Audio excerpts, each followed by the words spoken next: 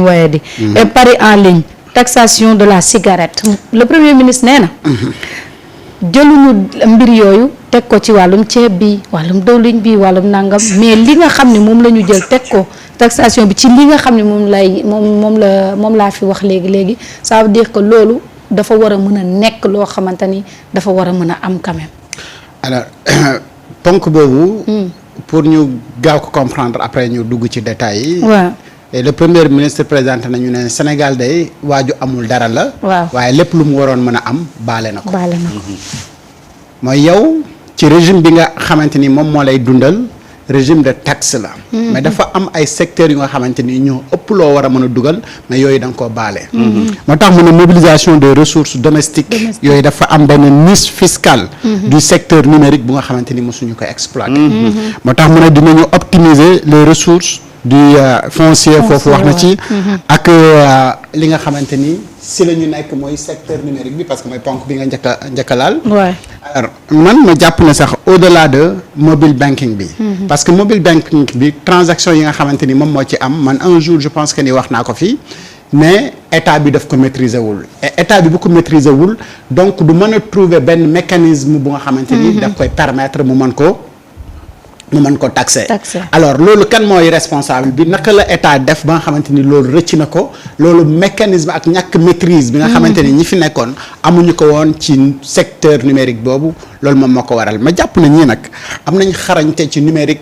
ba nga xamante ni mën na leen permettre tey ñu mën a taxer tout ce qui touche donc le numérique. Parce que aux États-Unis d'Amérique da ngay fay ay taxes. Et moi j'avais expliqué notre cas parce que ñun d'ailleurs dañuy fay ay taxes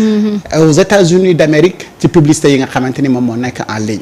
Alors cette publicité là li nga xamante ni noonu la États-Unis def la même chose donc Sénégal mën na ko def pour demander à Google de reverser li nga xamante ni moom mooy TVA et loolu d'ailleurs boo xoolee ñoom ci li nga xamante ni def nañu ko jot nañu génne benn texte bu nga xamante ni ñi nga xamante ni ay annonceurs la ñu nekk au Sénégal di def ay annonces en ligne ñooñu dañu war a verser ay TVA li nga xamante ni moom mooy Google et Google verser TVA boobu noonu état bu Sénégal. léegi mobile banking bi c'est vrai foofu moom gisaguma fi benn règle bu nga xamante ni teg nañ ko fi Sénégal mu am taxe. Parce que c'est Orange Money c'est soit Wave wala keneen ku mu mënti doon ñoom ñooy jël xaalisu sénégalais yi di si def ay transactions di ci am 1% wala 2%. te xaalis boobu ñoom ñu di ko jël di ko utiliser di ko liggéeyee alors que état bu Sénégal bi la tegal condition yépp moom amul ci 15. du yoon. Alors pensez-vous que c'est normal? Est-ce que tey état bi warul a mën a jël le contrôle ci loolu léegi moo tax mooy niche bi nga xamante ni ay milliards yu bëri Sénégal war na ko ci mën a am te amu ko ci moom la premier ministre wax ne foofu it waruñu ko bàyyi dañ ko war a exploiter mais am na beneen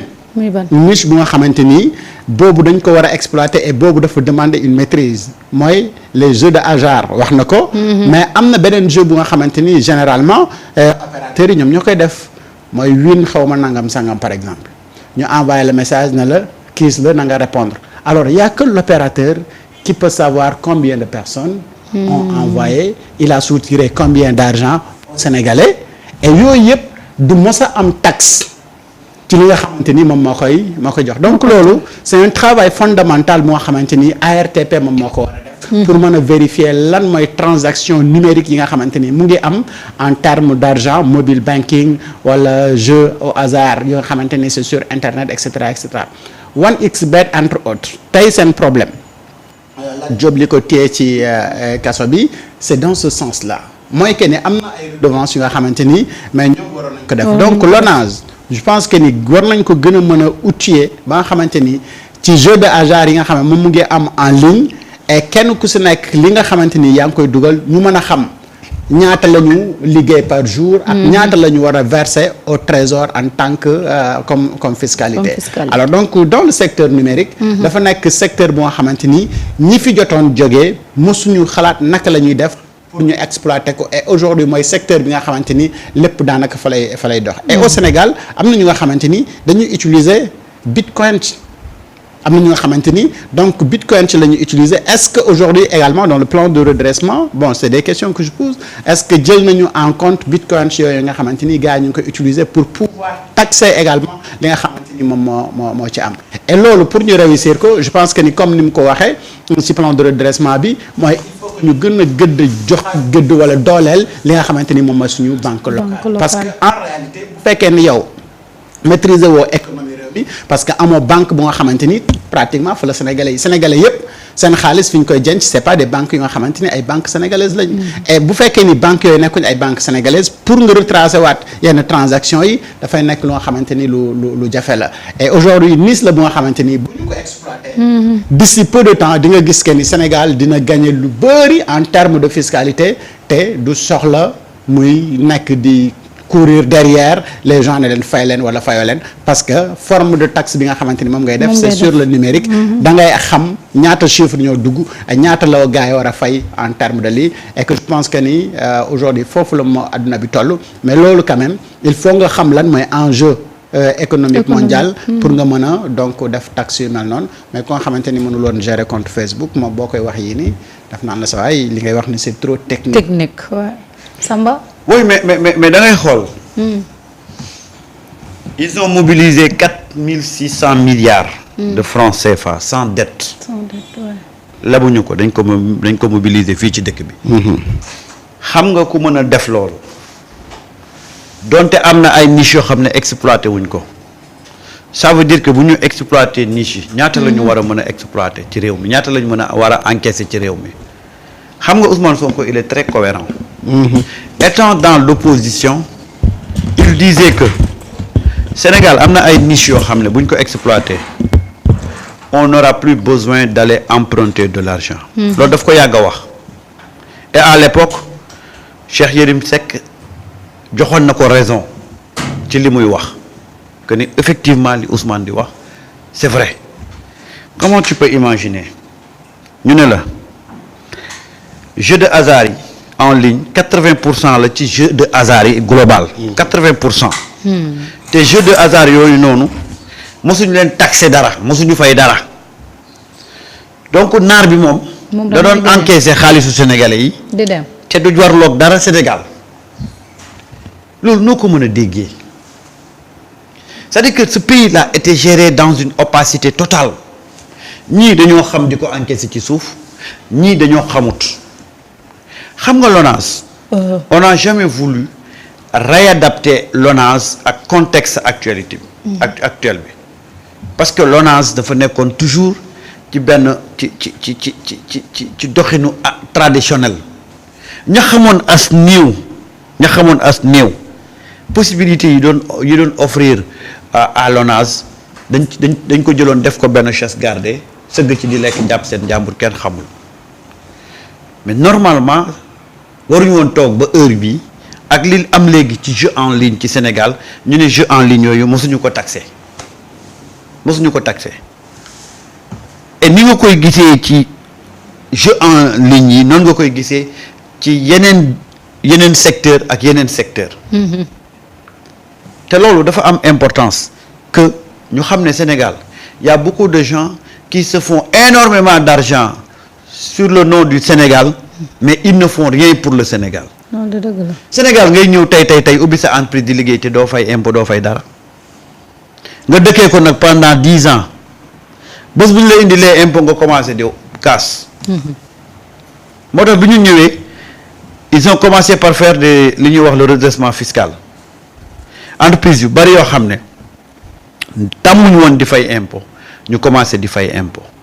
moo tax ma ne la ce plan de redressement là a été dessiné avant même leur arrivée au pouvoir. Ces gens-là ils ont anticipé dañu diagnostiquer le mal xam le problème pare dëxëñ ko bind ko doog a yegsi ci pouvoir bi. Ils n'ont pas attendu d'être au pouvoir pour ne fan mooy métti fii mooy métti bu boobaa xam nga ci lan ngay nekk ci ñab-ñabal. mais ñii ni ñu ñëwee rek teg plan bi nii avec ces questions-là yi nga xam ne moom lañu évoqué nga xam ne ñii ils s'étaient préparés même avant d'arriver au pouvoir. Alors, ils ont anticipé et c'est ça aujourd'hui qui fait que Ousmane plan de redressement bi mu annoncé tu verras jamais quelqu'un à moins que nga nekk de mauvaise foi pour nga critiquer ko parce que il n'a occulté aucune question yoo xam ne mooy interpeller tey la marche de ce pays-là. C'est-à-dire que tout ce qu'il a dit du début à la fin c'est basé sur du solide, c'est basé sur du béton. Man dama ko dégg ba pare ma ne non ce monsieur-là vraiment il est comme li nga wax rek hors norme quoi. C'est-à-dire que ce qui et puis balaa may jox topp langage bi mu koy expliquer c'est tellement terre à terre accessible aux populations. Ousmane est une bête de la communication. C'est-à-dire que li gën a compliqué. moom da koy oyofal. da koy jël oyofal ko ba nit yi nga xam ne jàngul wala mosul xam lu jëm ci wàllu woowu da koy comprendre. Et c'est ça aujourd'hui la force de Ousmane Sonko. Prendre ce qui est difficile, simplifier ko ba mu accéder ci population ak niveau d'étude boo mën a am sax nga bañ a jàng da ngay comprendre. Ça il faut être Ousmane Sonko pour le faire. Et c'est ça aujourd'hui qui a marqué moi personnellement tey sa communication. C'est que Ousmane bu nekkee ci dans des domaines comptables sénégalais dañuy comprendre bu nekkee ci dans des domaines digital numérique sénégalais yi dañuy comprendre bu nekkee ci dans le domaine économique macroéconomique ni mu koy waxee sénégalais yi dañ koy comprendre de telle sorte que da ngay toog ba si yàgg nga ne mais ce monsieur là où est-ce qu'il a appris la communication mais moi je pense que c'est un don de Dieu quoi parce que lii nii il faut être Ousmane Sonko pour mën ko mais je sais que keneen bu nekkoon place am dana wax ba pare ay sénégalais di woote di laajte lan la ñu wax. lan la wax mais tey Ousmane li mu wax c'est clair c'est accessible ba pare nag nekk loo xam ne sénégalais yu bari dañ ko remarquer constater ko c'est-à-dire que sa façon de communiquer man de jour en jour damay jéem a puiser di jàng Ousmane fan la jaar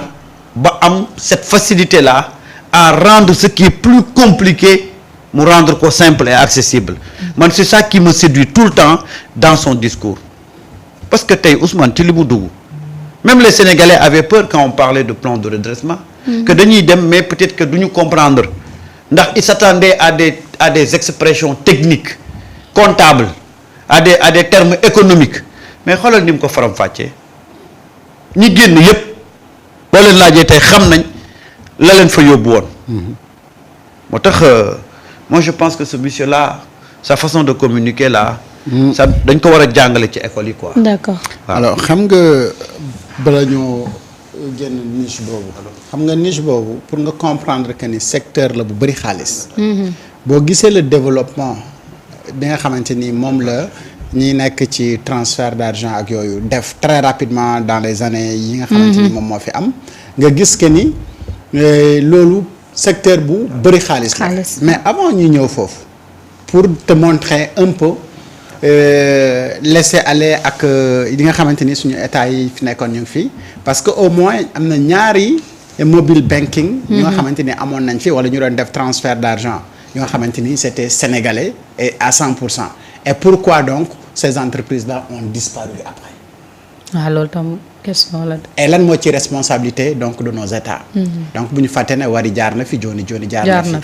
Et ñaata victime tey ñoo am ay sénégalais ñoo xamante ni mobile banking yooyu noonu. def nañ leen ko c'est-à-dire des sénégalais yu nga xamante ni ñoo ngi fi investir woon seen xaalis soit sur Wari wala Joni seen millions yu bëri ba léegi nii ñu ngi ci daw mënuñu ko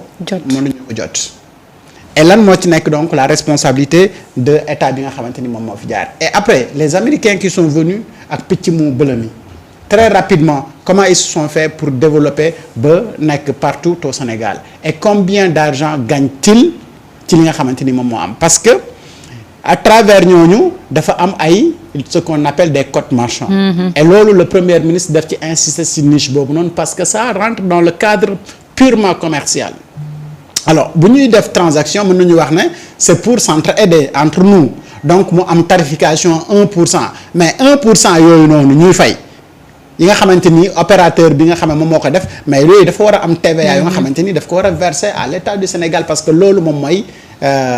chiffre d'affaires bi et que loolu dafa jógee ci sénégalais bi dem ci moom te conditions yi koy permettre moom mu liggéey pour mën a am 1% boobu ci sénégalais bu ne donc loolu daf ci war a fay taxe loolu la le premier ministre bi xamal ne pourtant ñooñu li ñu fiy def bénéfice yëpp mais amuñu lii prenons un exemple nous sommes par exemple 3 millions de Sénégalais qui vont faire des transactions dans la journée minimum kenn ku si nekk dina envoyer 100 000 dinañ def plus de 100 000 à 3 millions de transferts loolu 100 000 bu ne 1000 francs donc la ci opérateur bi di am boo defee calcul bi ci journée bi ñaata la opérateur bi donc di gagner et opérateur boobu noonu li ko état Sénégal permettre mu def yépp mais amul benn redevance bu nga xamante ni jox na ko Sénégal donc impôt yooyu ñu war a am ci ñooñu loolu la premier ministre di wax mais loolu ñi nga xamante ni ñun amuñu dara li ñu war a am ñu lu tax ñu di ko nangoo maye alors léegi da ngay dem nag ci naka la ñu signer les contrats donc un peu plus loin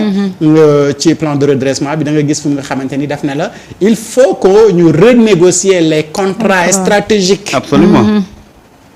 Les contrats stratégiques yi nga xamante ni fa la Sénégal war a sukkandiku pour mu mën a avancer. ñaata sénégalais tey ñooy seetaan ci seen biir kër Netflix donc xam nga fan yële génn nañ fi wax ne way canal yokku na ay tarifam parce que tout simplement dañ ne ko état bi def na ko dafay yokku li nga xamante ni moom la war a fayeeku mooy que ne li nga xamante ni dañ ko doon baal mais loolu nag daf ko war a fay et ñu ne la jógee nañu ci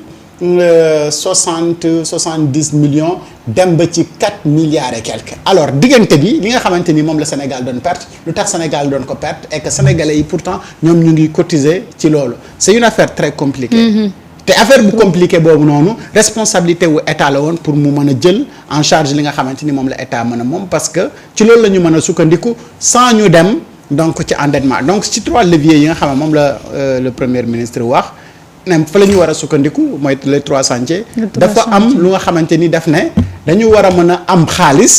sans ñu endetté sans ñu leb loolu bu la ko waxee mooy que ni identifier nañu clairement ci yan levier la ñu war a mën a sukkandiku ba mën a ñàkk leb te dinañu mën a régler donc nos problèmes mooy niche yi nga xamante ni dañ ko bàyyi woon mu doon dem di réer mais niche yooyu noonu nañ ko jël fexe ko am nu ñu ko taxé ba nga xamante ni taxe yooyu day ñëw si ñun et que loolu yépp pourtant xaalis moo xamante ni mosul jaar sax ñun si suñuy compte bancaire et donc ay étranger ñooy ñëw dajale xaalis boobu yóbbu ko seen i dëkk. mais on n'avait pas un pays top xam nga yaa ngi wax ci niche bi et là le président il dit que bu ñu defee réduction du train de vie de l'État nee na ils auront un gain de 100 milliards 100 milliards yoo xam dañ koy économiser ci réduire le train de vie de l'État c'est-à-dire que aujourd'hui réduction de train de vie de l'État moom penché wu na ci ba xam tey lan la ñu war a sakkanal ba mën a am 100 milliards et dans ce siège-là on l'avait dit hier muy fexe ba compresser les agences regroupées yi nga xam ne ñoo bokk domaine de compétence il l'a redit aujourd'hui man déggoo li ma la damaa déglu Sonko ba pare ma ne est-ce que jar na ñuy def émission sax tey parce que toutes ces questions-là qu'il a abordées à peu près nous on l'a effleuré à la différence de que techniquement et puis du point de vue de information Sonko avait des informations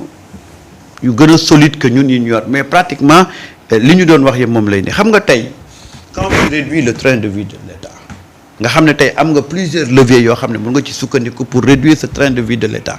nous on l'a dit hier en se reposant déjà sur li nga xam ne moom mooy les agences yi nga xam ne dañ ko créer à tout azimut te amul benn njëriñ nga gis ay agences yoo xam ne daanaka dañuy mbëkkante ci seen domaine de prédilection mais finalement tu te dis mais pourquoi ñaari agence alors qu'elles font la même chose te en plus agence boo ci gis DG bi li muy toucher en termes de salaire mais tu te dis écoute est-ce que ça va dans ce pays-là yow tu luttes contre la pauvreté et tu appauvris le pays parce que comment tu peux comprendre un DG boo xam ne dafa am vocation pour régler le chômage pour réduire la pauvreté nga gis ko son salaire tourne entre 5 millions à 8 millions c'est extraordinaire mais loolu c'est des écarts yoo xam ne on doit les corriger un DG qui touche plus qu'un ministre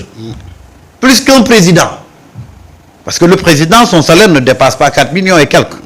ah nga gis un DG on te dit ce DG là il touche plus que un président tu sais le DG de l'ARTP avant ñuy changer xam nga ñaata la doon fayeeku entre 14 à 15 millions la doon fayeeku waaw c'est-à-dire que voilà un peu le problème des agents c'est un problème très sérieux boo xam ne on doit aller là-bas faire des recoupes dañu war a dem xool seen salaire yi ñu niveler ko de telle sorte que man li may wax mooy DG agence yi dañ leen war a dugal ci benn tarif ñoom ñëpp dañ leen war a dugal ci benn tarif plus loin un PCA mais par rapport ak li muy liggéey est-ce que un PCA peut se permettre d'avoir un salaire de 2 millions voilà un peu des choses yoo xam ne dañ ko fi bàyyi woon mu nekk loo xam ne dañ ko war a corriger parce que tu peux pas ne je suis dans un pays pauvre mais du bàyyi yenn salaire yi ñuy évoluer sur la place publique ñaata nga fi dégg ay agence yuy yëngu ci wàllu xëyu ndaw ñi y en a à gogo mais faisons l'évaluation de ces agences là depuis bi ñu leen créé lan lañ fi def est-ce que aujourd'hui jar na agence yooyu di continuer avec un personnel pléthorique parce que foofu moo nekkoon ay milliers yoo xam ne dañ fa doon recaser la clientèle politique mais am na agence yoo xam ne jarul ñuy exister on peut les rayer on peut les enlever carrément yooyu c'est des niches yoo xam ne on peut mën nañ fa génne lu bari ci xaalis moo tax